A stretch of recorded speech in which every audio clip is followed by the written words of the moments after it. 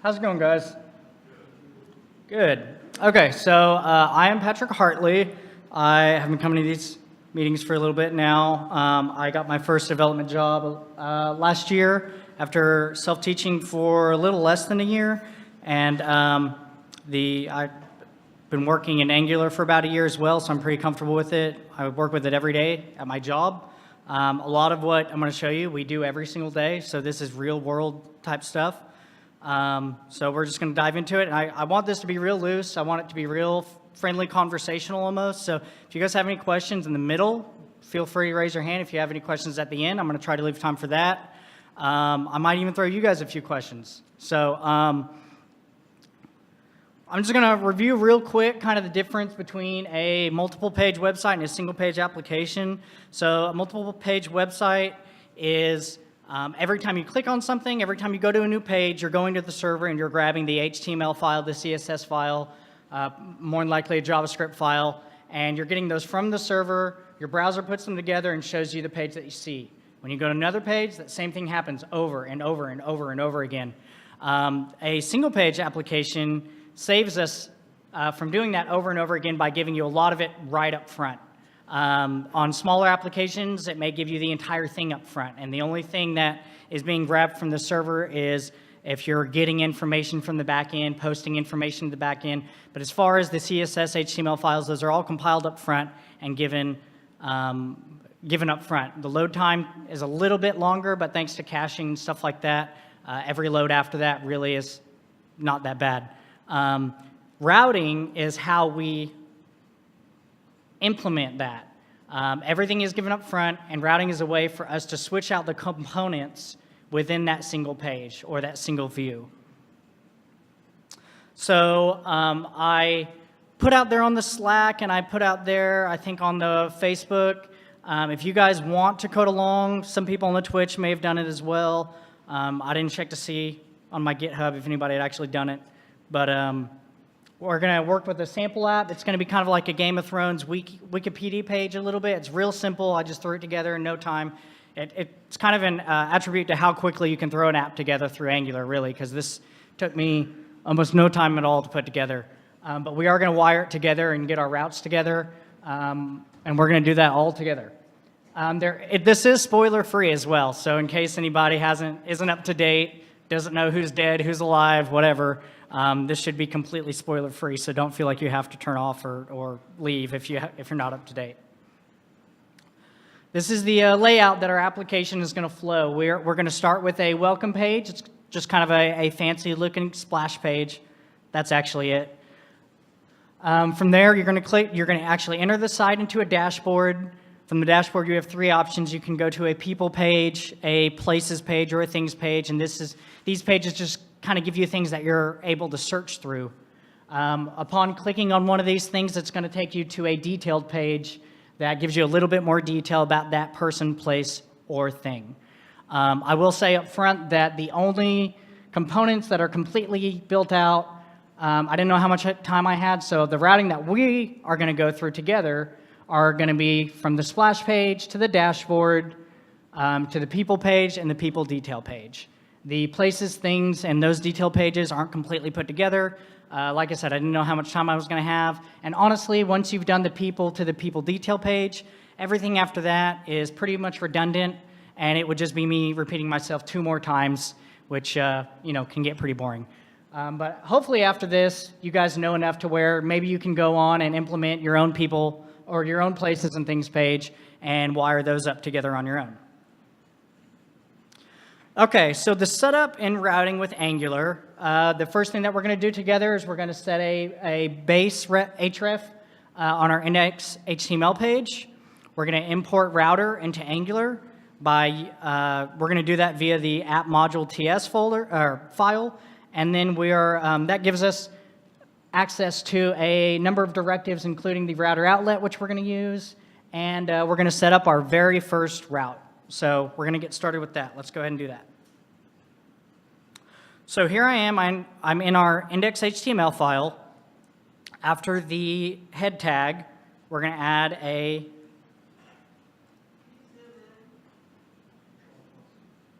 Thank you. that good? Awesome. We're going to add a base href tag. And so this is going to be the location of your project within your source folder. So some larger applications may have multiple projects under their source folder. The one that I work on at work is a decent sized application. We only have one. So for our work here, it's just going to be the root folder. So it's just going to be a slash there. Like I said, if we had multiple projects within this view or within this scope, I guess, we may have something like that. But like I said, we're only going to have this one. This is going to be a fairly small app, so we're just going to do the root folder. So now if I save, and I believe I am serving this, so let's...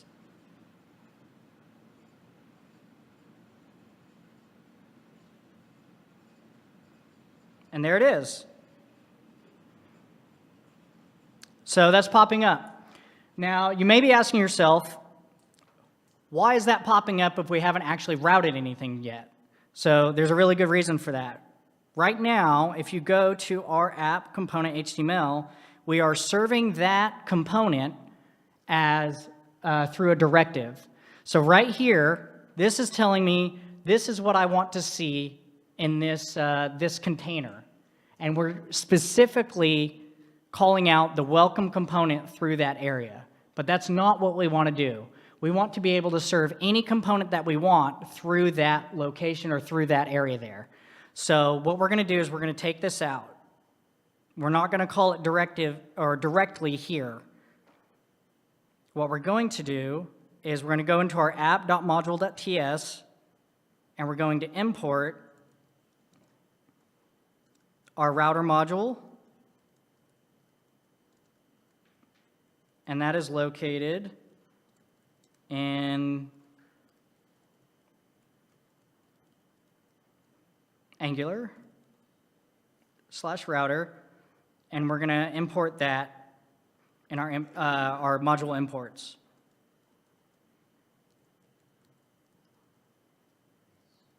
Now, for root basically is just saying that this is the initial calling of the router.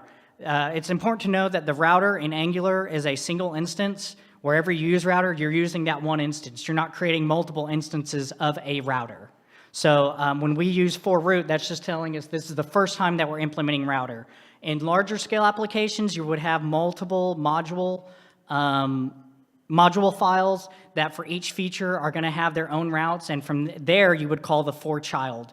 And that's basically just saying we're borrowing off of what's already been established, the router.forRoute. So, but for an application this size, you can call all your routes throughout a single module file. So, like I said, whenever we import this router, this gives us access to a number of directives. One of them is going to be the router outlet. And router outlet is basically just a placeholder that shows whatever you want to show at that time. So right now, what we're wanting to do is we're going to show the welcome component through the router outlet directive. And because we've imported router module, now we have access to that directive. So we're going to go back into our app component, and this was where we were directly calling that welcome component. Now, instead of doing that, we're going to put our router outlet. And this is basically saying whatever route we go to, this is where that component is going to show up. And we do that. I'm going to save this. We're going to go back to our module, and we're going to set up our very first route. And we're going to do that by specifying a path. And the path that we want to use is going to be a blank path or a home path. So in a sense of URL, you can think if you go to google.com, you don't go to google.com/something. So basically, the blank is just saying after.com, that's it. So if this were to be a website, a working website, and we were to call it Game of Thrones 411.com blank, that would be our welcome or our splash page, I guess. So we're going to call the path that we're directing to, and then we want to tell it what component we want to show through the router outlet. So we want to show our welcome component. So now if I save that, and I cross my fingers, boom. So now, and I know it doesn't look like much, but what we did is we allowed ourselves, instead of just directly calling the welcome component, now we can put whatever component we want to in that area. So that's what we're going to do next. Next, we're going to make it so that when we click on this, this is going to send us to the dashboard. So the first thing that we're going to do is we're going to go back and we're going to set up a new route through our module, and we're going to say, I want to create a new path.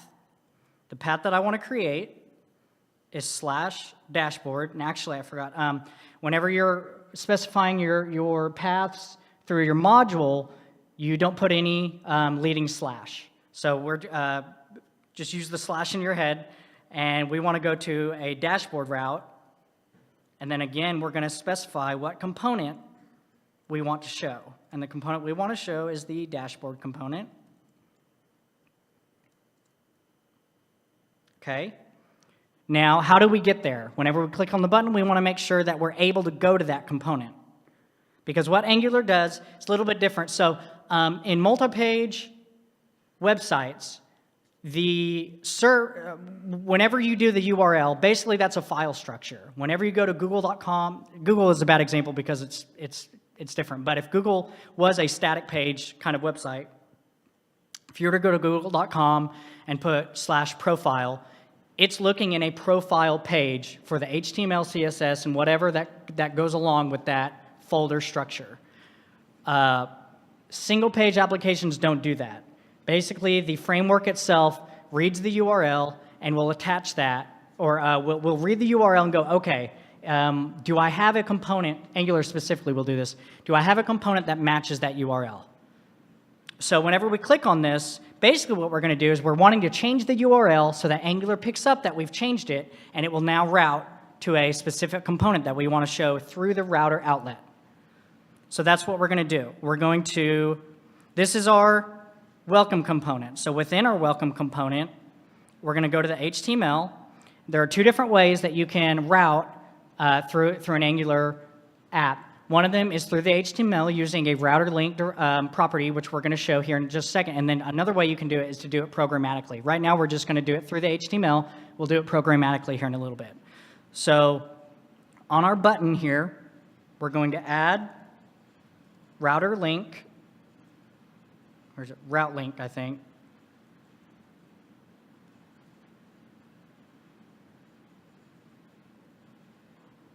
It takes an array. And within that array, we're going to do /dashboard.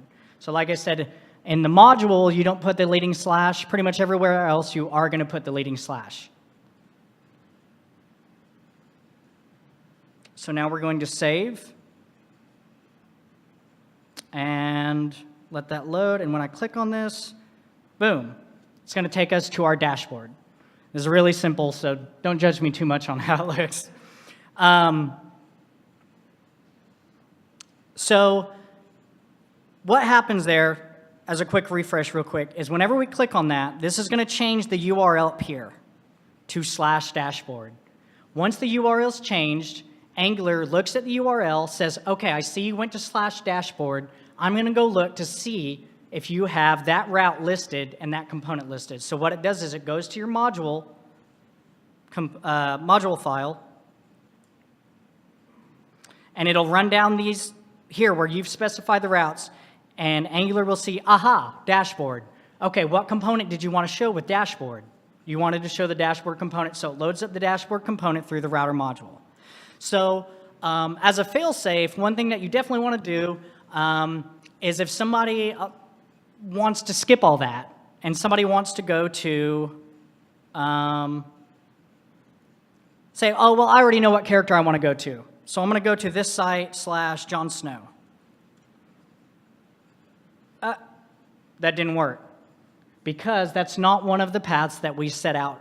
Now, we don't want to show that. So what we want to show here is if somebody tries to bypass that and types in something that's wrong, we want to show a 404 page. Anyone who doesn't know what a 404 page is, it's basically a catch-all to catch anything else that we haven't specifically set out to be viewable on our web page. Angular makes that very easy. So we're going to go back to our app module, and we're going to add another route. And this route is going to be what they call a wildcard route. And that's how you note the wildcard route. It's just 2 asterisks. And again, we're going to say, okay, on any wildcard route, what we want to show is our not found component.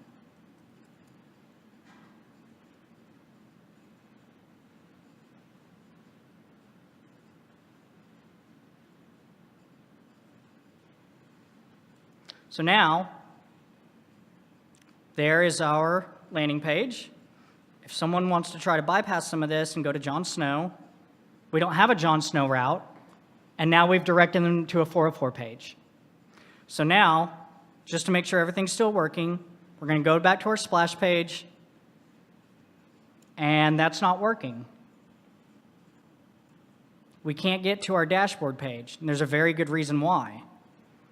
Coming back over here, it may not look obvious right away, but the order in which you list your routes matters very much, because Angular will take the first match, first serve sort of strategy when matching your routes.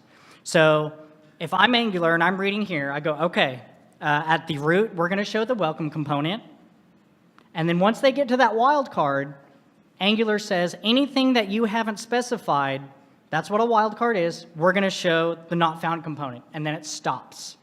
It's not going to read through all of it. It stops on the first one that matches. So because of that, we want to make sure that we have this in the correct order. So we want to make sure that Angular is able to read our dashboard route before it reaches the I don't have anything for this route, which is our wildcard route. So now if I save, and we go back to our dashboard, it's going to reload. What did I do? What's that? Oh, thank you.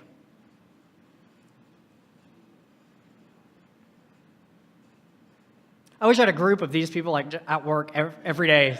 Every time something goes to, somebody's going to pick on it before I do. So it does now go to our dashboard component because it matches with the dashboard before it goes to the wildcard. Okay. So we did that. I think we might have done a number of that as well. Let me see. Oh, okay.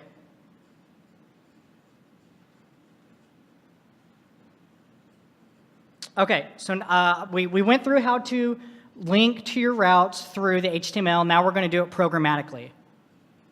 The reason why you're going to want to do it programmatically sometimes is because there may be some actions that you need to take, something that you want to do before you switch somebody over to a different route or a different page. You may want to post a form to your server. You may want to get something from your server. You may want to do a funny little animation. There's a number of things that you might want to do before you switch somebody to a route. So we're going to do that through our TS file, and we were doing that through our dashboard. So on our dashboard, before we go to the people page, we're going to do something. Now, in order to do that, we're going to use router within our TS file, and to do that, we're going to have to import that. So we're going to import our router.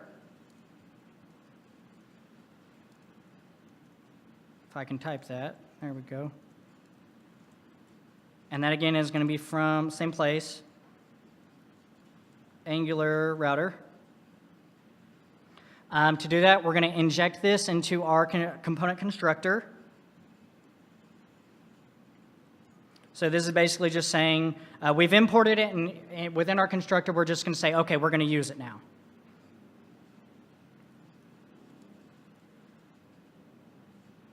And down here, we're going to create a function called, let's do onPeopleClick.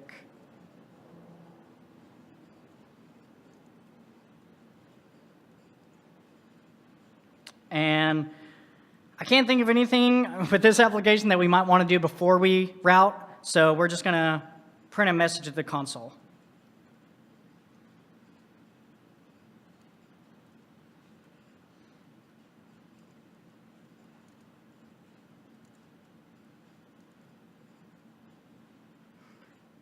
So the reason that we're doing this again is you want to do something before you move on to a different route.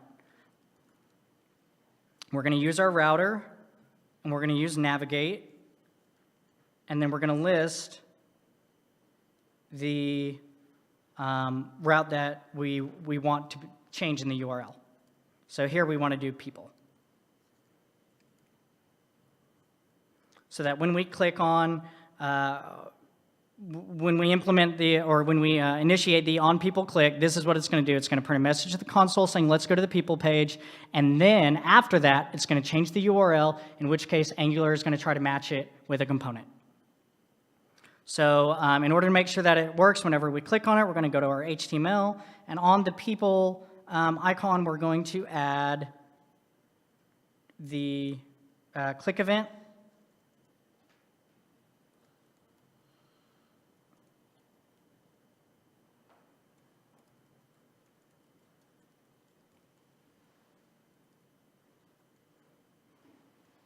Just like that. So now when we go, hopefully, when we click on this, oh, I think we didn't. Yeah. So the reason it didn't do that is because it probably did change to people.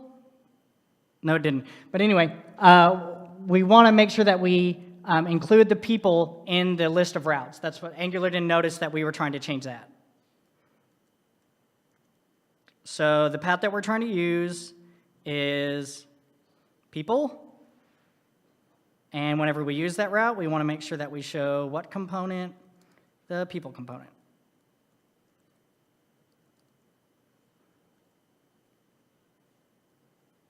Okay, I'm going to save. I'm going to let it reload, and boom, now it's working. So the people component will switch to, I'm using an API here. It's in the notes at the end, but it's basically an API. It has some pictures for some of the people, some of them it doesn't. But basically what we've done is we've routed to a component that allows us to search for characters in the Game of Thrones universe. And what we eventually want to do is that when we click on one of those characters, it will give us additional information on those characters. So if we click on Marjorie Tyrell, nothing happens right now, but what it's going to do is it's going to pop a bigger picture of Marjorie, and it's going to give us some information about her.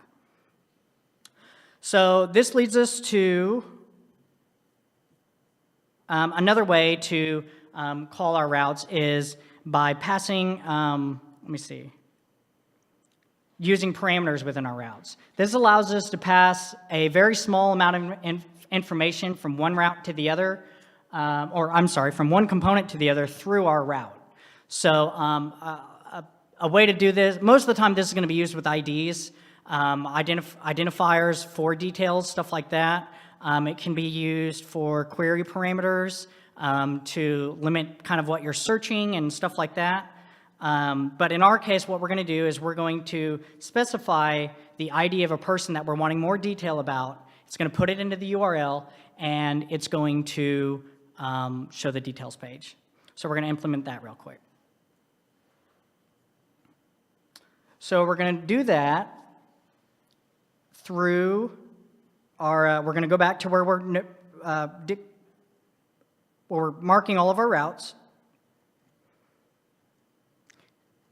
And the way that we're going to do that is it would be exhaustive to try and find every ID of a Game of Thrones character and have to list out a specific route. It would take forever. That's why we have this, is to pass on a little bit of information that the route, whenever it's routing, kind of ignores, but it preserves for the route that we do go to in order to use that. And I'll show you what I mean. So for this one, we're going to go ahead and do people. And we're going to dictate that at the end of the people route, we're going to append something to the end of that. The colon indicates that this is going to be a variable, I guess, something that we're going to add on to the end of that slash. It doesn't have to be ID. It can be parameters. It could be params. It can be anything. It's basically something so that when you see it, you know what's happening. And then when we do that, we again list what component we want to go to. and we want to go to the people's detail component.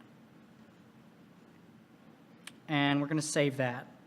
So now we want to go to the people component. And after somebody has searched, we want to make sure that the item that they click on, that we're passing the people's detail component, the ID of the person that we want the details about.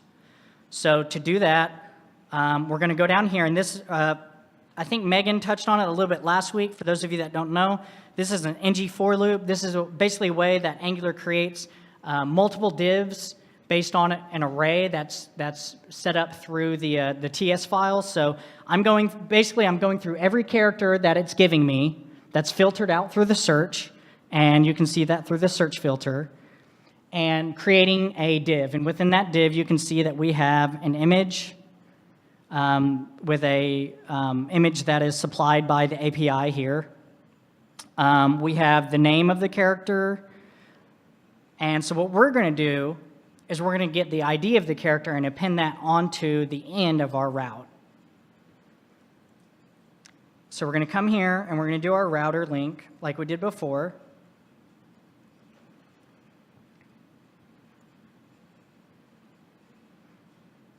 And here, keep in mind, this is an array, and this is an array for a reason. So we're going to do our people. And then within the array, we're also going to list the parameter that we want to append on the end of that. And we want to append the character's ID. And this is actually underscore ID. We're going to append that on the end of our route. So now I'm going to save, and I think I needed the ending slash. I think maybe that's what. Let me try that. Boom. So what have we done here? So if you look up at the URL, you can see a bunch of mumbo jumbo. That is the ID for Adam Marbrand. So whenever I click on this, here's what's happening in the background. I like to use Marjorie just because she's one of my favorite characters. So whenever we click on Marjorie, we are adding the ID of Marjorie, whatever we click on. So it could be Marjorie, it could be Renly, whatever we're clicking on, we're grabbing the ID of that person and appending it on the end of our URL. So what you see up here in the URL, so what Angular does is, again, it goes through and it says, it's going to go from the top to bottom. Where am I? There I am. It's going to say, okay, this isn't the root route. Ignore that. Obviously not dashboard route. Ignore that. People is in there, but we got a bunch of junk on the end too. So it's going to go to people / and say, okay, that's what I want. I've also noticed that you got an ID here. And again, ID, Angular completely ignores the ID part of that, and all it knows is that there's stuff after that /. But because you've told Angular to look for that stuff, it knows where to route, and it's routing to the people's detail component. So now,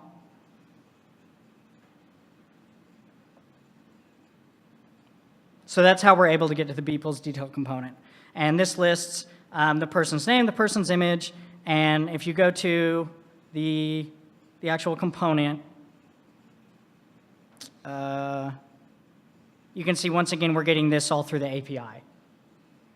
The select person name, the house name, their image, the books that they're in, stuff like that. So basically that's kind of how you do it. It obviously gets more complicated than that. That is a pretty quick rundown. These are some of the stuff that I use. There's the Angular docs. I will say that I've messed around with React a little bit.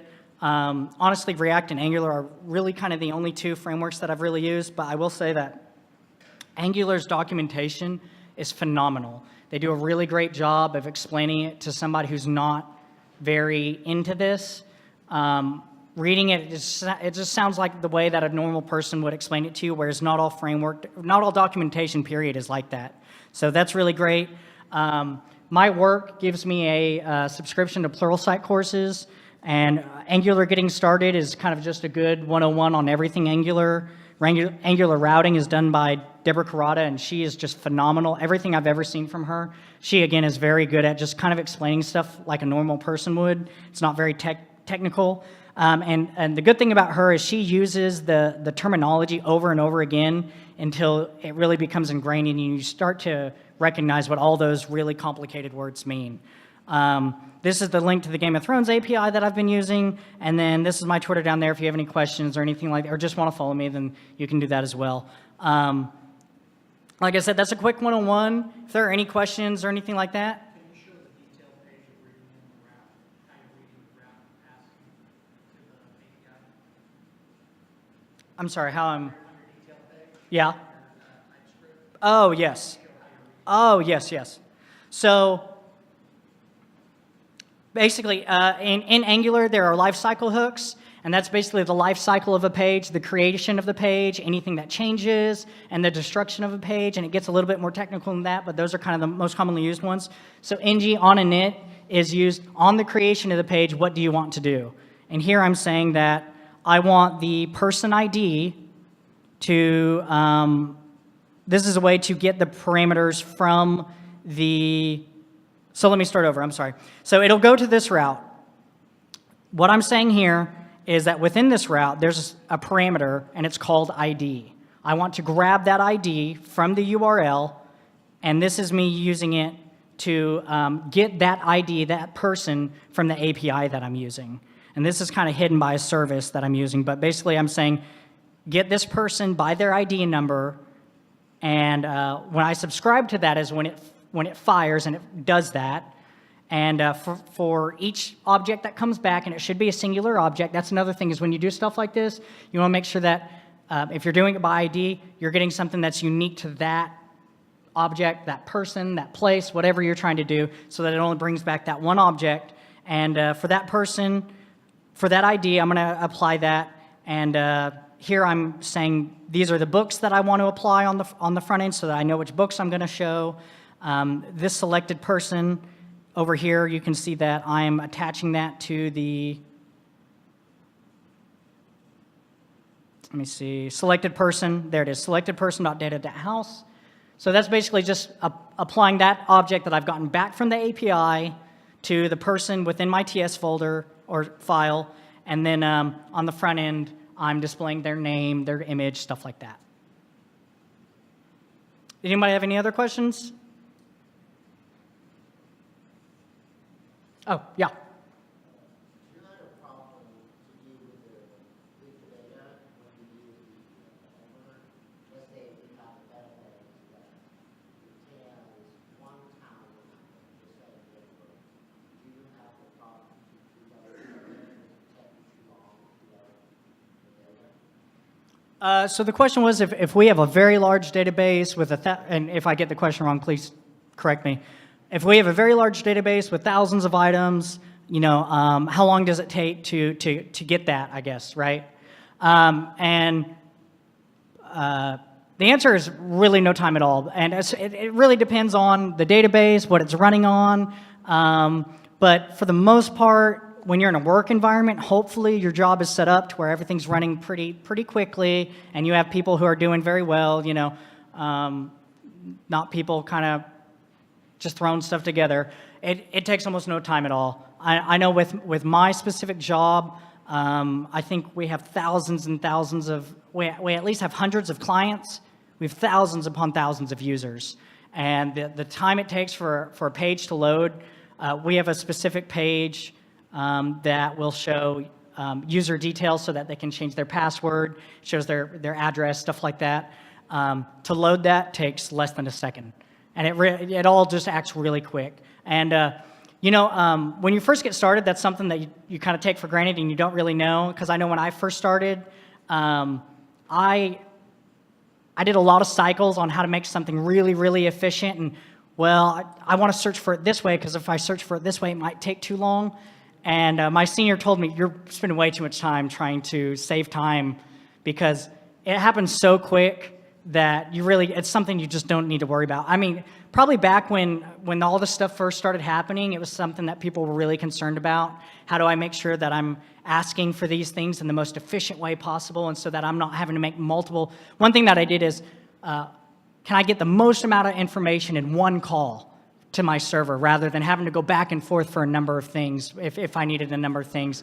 And my senior programmer, developer told me, a lot of times don't even worry about that. It's so fast, it's so quick. And like I said, that's really going to depend on the hardware that it's all running on and how they have it put together. But for my specific work case, it's something he told me don't even worry about. We got this stuff wired to where it's so fast, you're going to save microseconds at the very most. So you're really doing a lot more work on the front end than you ever really need to do that. Yeah. Anybody else? Yeah. And this is where it starts getting nasty, I won't lie. So we use at work, we use, let me expand this a little bit. Was there any part you wanted to look specifically, or? Oh, yeah. So this one, it's about 50 lines, 60 lines. At work, what we do is we use a library, kind of like Bootstrap, but it's what we use at work, and so that I write maybe 20 lines at the very most for every component that I make at work. Some of them don't have any CSS files because we're able to do everything through the library through HTML, like you would Bootstrap or Material or something like that. So I don't have a lot of practice writing CSS, so if this looks nasty, so be it, But like I said, one thing I just kind of threw this together. So the one that we use. Oh, no. I mean, it's something that we use at work that is ours, but I mean, we don't have any licensing on it or anything like that. Is that what you're asking, or? Yeah, no, not really.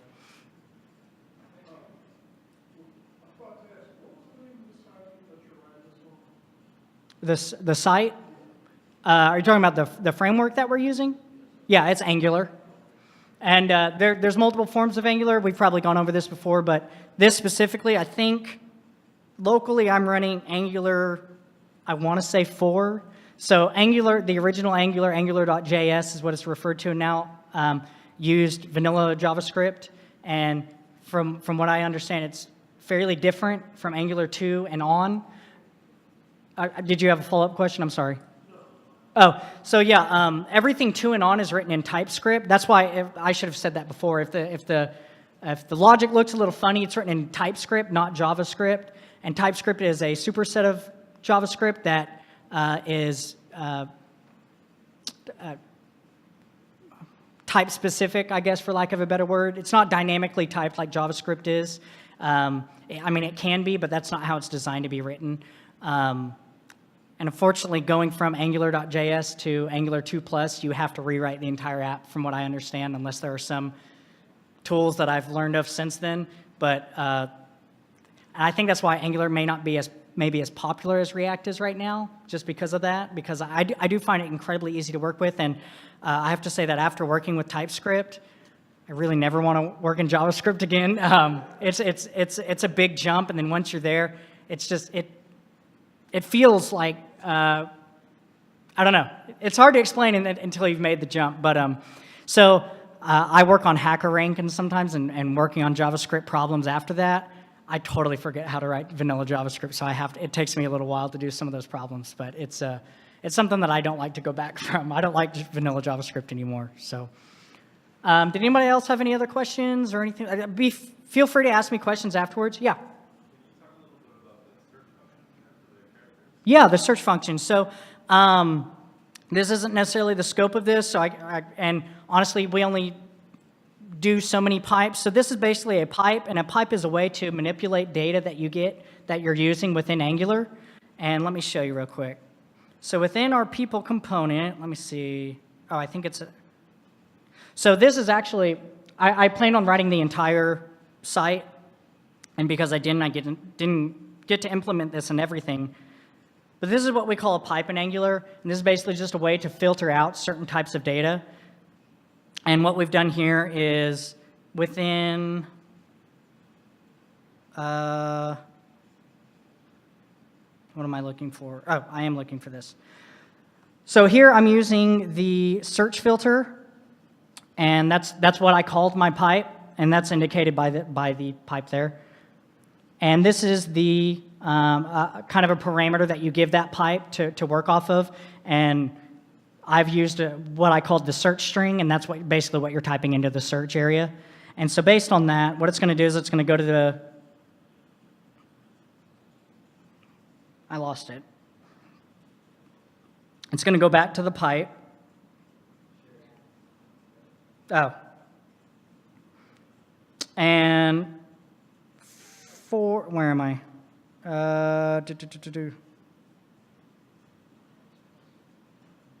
So basically it cycles through all the people in that array that I've made and filters out anything that doesn't match. So it's only going to show you what matches that search. And like I said, that's done through that pipe, through that search function. And again, where I would go for stuff like that is the Angular documentation straight up is really good. You can always go to Stack Overflow and stuff like that, but to get a real good background of how everything is used and why it's used in that, I found out that Stack Overflow will give you the answer, but it doesn't necessarily tell you why you're using that as an answer. So a lot of times documentation is really good, and sometimes documentation can be really cryptic and really kind of bogged down in technical mumbo jumbo. But like I said, once you realize that the pipe is an answer to your problem, I would go to the Angular documentation, and it teaches you all about why you're using that stuff and how to use it so that maybe next time you have that problem, you're not typing into Stack Overflow again. Anybody else? Awesome. Well, if you want to ask me any questions afterwards, please feel free to. My Twitter, again, is patchthedev. Yeah. So there's my Twitter again. Recently, I've gotten a professional Twitter because the last one of mine was just me complaining about the Patriots and Donald Trump and stuff, and I didn't think that was too professional. So I got a professional one, and so you can follow me there. You can ask me questions on there. I've had people ask me questions on my Twitter, and I try to help out. And I've been in all y'all's shoes. Some of you guys may be more advanced than me, I'm sure, but as far as learning and self-teaching and trying to get a dev job, I've been there. I know what the struggles are. Please reach out to me if you have any problems, and if I can't answer it, I can at least direct you where to go to answer it, which is honestly probably the harder part, is to find out where to get the information. So thanks a lot, and thanks for all the questions, guys. I appreciate it. That was awesome. Thank you.